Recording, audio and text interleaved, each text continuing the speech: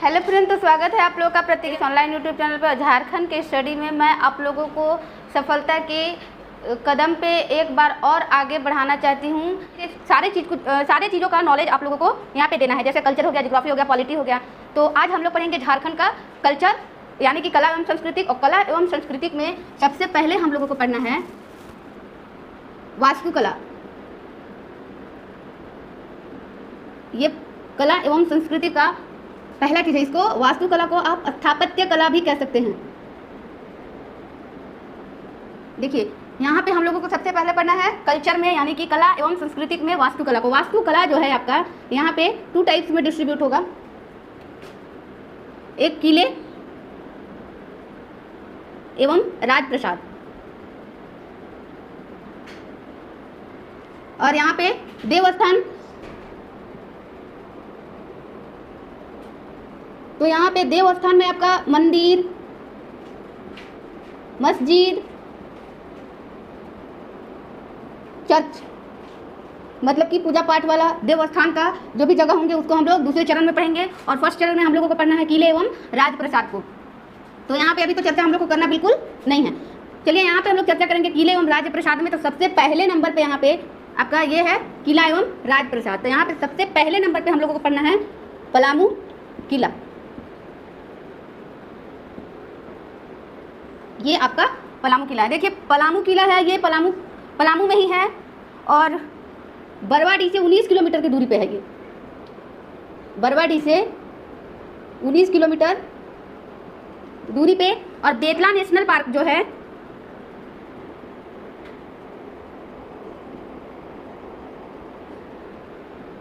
Betla national park इससे 5 kilometre की दूरी पे। पलामू किला औरंगा नदी पे स्थित है।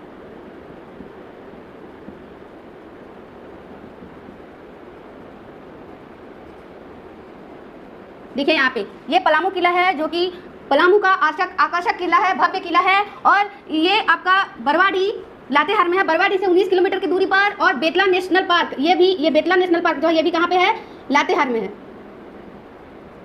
तो बेतला नेशनल पार्क यानी कि यहाँ से 5 किलोमीटर की दूरी पर और बरवाडी से 19 किलोमीटर की दूरी पर है, औरंगा नदी के पास में स्थित है। देखिए यहाँ पे लातेहार जो है ये पलामू किला से कितना है, 5 किलोमीटर की डिस्टेंस पे है। यानी कि जिस समय ये स्थापित किया गया था उस समय लातेहार पलामू में ही था। तो लातेहार पलामू से अलग हुआ है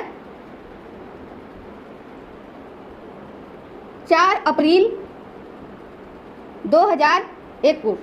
ये लातेहार जो है पलामू से अलग हुआ है 4 अप्रैल 2001 को। और ये कहाँ पे स्थित है, औरंगा नदी पे। यहाँ पे औरंगा नदी की बात बता दूं तो ये सहायक नदी है उत्तरी कोयल की। उत्तरी कोयल इसका उद्गम स्थल रांची पठार का मध्य भाग है।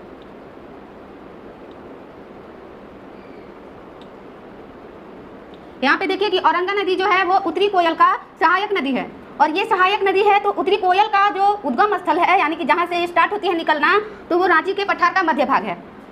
ये तो देखिए ये औरंगा नदी और उत्तरी कोयल नदी यानी कि ये दोनों नदी जो है, ये दोनों नदी देखिए यहाँ पे मैं प्लस लगा रही हूँ, ये उत्तरवर्ती नदियाँ हैं,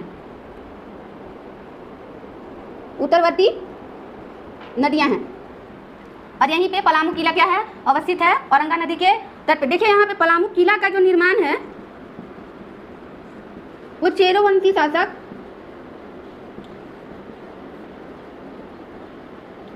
अपनी राजधानी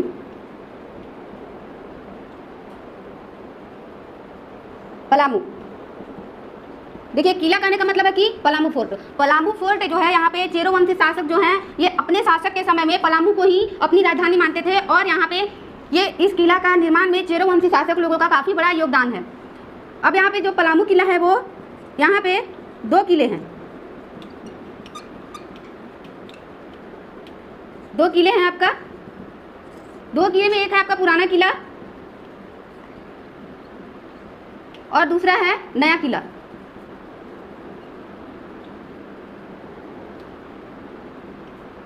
इन्हीं दोनों का संयुक्त रूप पलामू किला है।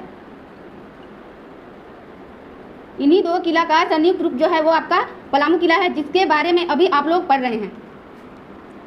अब यहाँ पे पुराना किला की स्थापना की बात की जाए तो यहाँ पे लगाएंगे कि पुराने किला का निर्माण, पुराने किला का निर्माण, तो इसका निर्माण चेरोवंशी शासक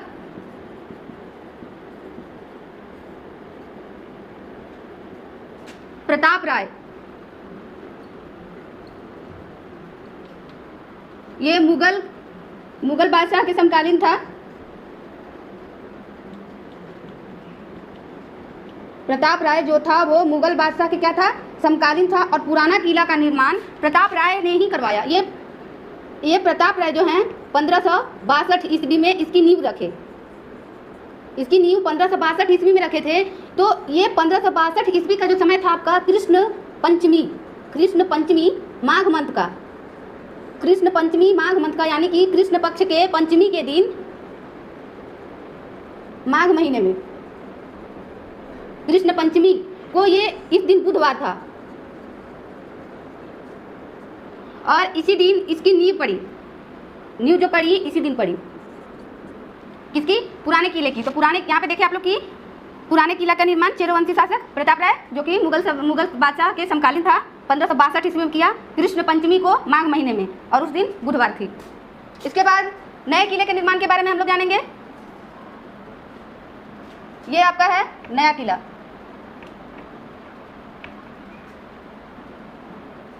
नया किला का जो टाइमिंग था आपका वो आपका 1658 से 74 ईस्वी का टाइमिंग है। इसी समय में चेरोवंशी शासक ही ये निर्माण हुआ आपका। तो यहां पर भी चेरोवंशी शासक मेदिनी राय, ये चेरोवंशी शासक यहाँ पे जो था वो मेदिनी राय था और यही नया किला का निर्माण करवाया था। मेदिनी राय जो था वो मुगल बादशाह औरंगजेब के समकालीन था। औरंगजेब, यहाँ पे देखिए कि नया किला का निर्माण का जो टाइमिंग है वो 1658 से 74 ईस्वी के समय का बात है और इसके निर्माण में आपका चेरोवंशी शासक मेदिनी राय का योगदान है यहाँ पे, और ये मुगल बादशाह औरंगजेब के समकालीन था। इसके बाद यहाँ पे देखिए कि नया किला में ही जो गेट है यहाँ का नागपुरी गेट, नागपुरी दरवाजा, इसको काफी आकर्षक एवं भव्य माना गया है, भव्य एवं आकर्षक माना गया है। बहुत ही सुंदर है ये चीज, इसी के लिए प्रसिद्ध है पलामू किला। पलामू में ये काफी भव्य एवं आकर्षक है। इसकी यही नागपुरी जो दरवाजा है, इसकी ऊंचाई जो है आपका वो 40 फीट 12 मीटर, 40 फीट यानी कि 12 मीटर है। और चौड़ाई जो है वो आपका 15 फीट 4.5 मीटर है। नया किला का जो नागपुरी दरवाजा है वो काफी भव्य एवं आकर्षक है और इसकी ऊंचाई 40 फीट यानी कि 12 मीटर है और चौड़ाई जो है वो 15 फीट यानी 4.5 मीटर है। किले के अगर आप अंदर में जाते हैं यहाँ तो 4 ठो 2 मंजिला भवन है।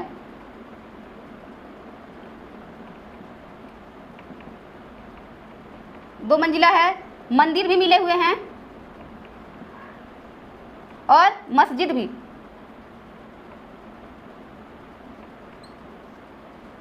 किले के अंदर जाने के बाद 4 ठो 2 मंजिला मंजिल वगैरह है, मंदिर भी है और मस्जिद भी है। यहाँ पे जो मस्जिद मिला हुआ है, ये देखिए यहाँ पे ये मस्जिद है।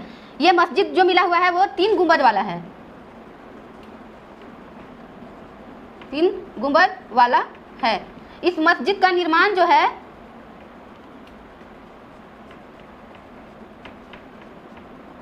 इसका निर्माण बिहार का सूबेदार